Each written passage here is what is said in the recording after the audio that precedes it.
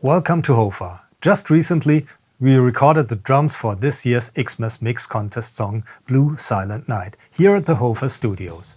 In addition to direct miking, we placed special emphasis on room and ambience mics. And because this is such a fascinating topic, we have decided to make a tutorial video about it.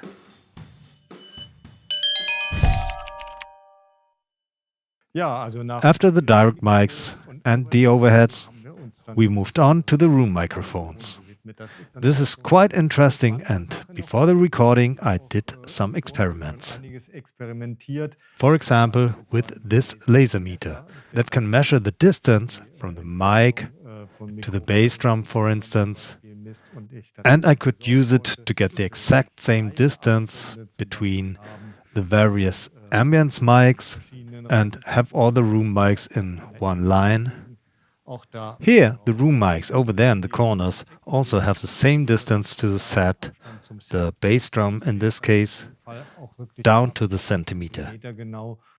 These two silver things here are Fleet 12 mics in a MS setup. The top mic is for the mid signal and the bottom mic is for the side signal. The combination of direct microphones and the various distance mics, such as the overheads and the far room mics, results in a great sound with a lot of exciting options. This mic here has been a topic before in one of my tutorials, the microphone behind the drummer. It is a ribbon mic with a cardioid polar pattern, which is pretty cool. Despite the distance, bass drum and snare are nicely isolated from the rest, and the cymbals won't get too loud. And that is a stone that was presented by Hilton a while ago in a video. In small rooms, it can create a great ambience effect.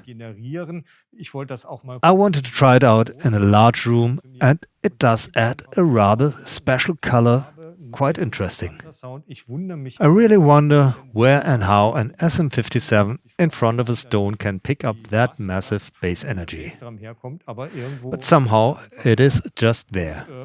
It may be an interesting color, somewhat strange and twisted, but with character. A bit like reamping with a guitar amp. Again, cool stuff.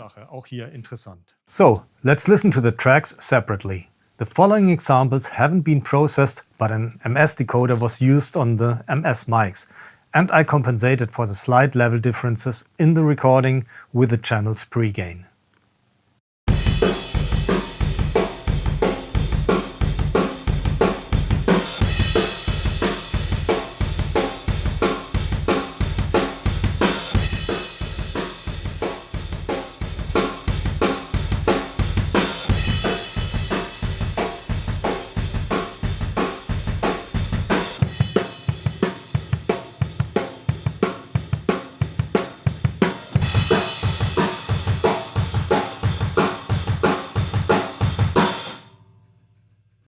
You probably noticed, the large AB sounds a little too wide and is also a bit louder on the left channel.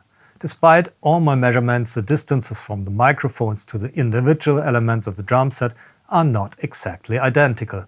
In addition, the recording room is not completely symmetrical in all dimensions, and there are things like a grand piano and an organ standing around. As a result, the left and right signals do not have the exact same level and are not perfectly in phase. If you zoom in on the signal, you can see that the bass drum is almost perfectly centered, but there is an offset of 69 samples on the snare, which is about 1.4 milliseconds at 48 kHz. I compensate for the level differences and the offset with a gain plug-in on the right channel and a sample delay on the left channel.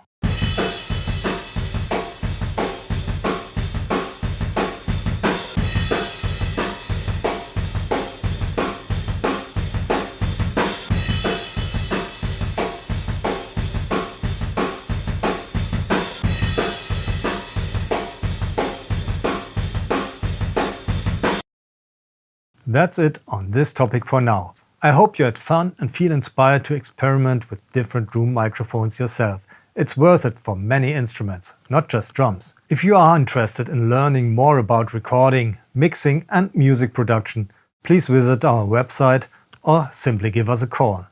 Take care and have fun with your productions. Bye.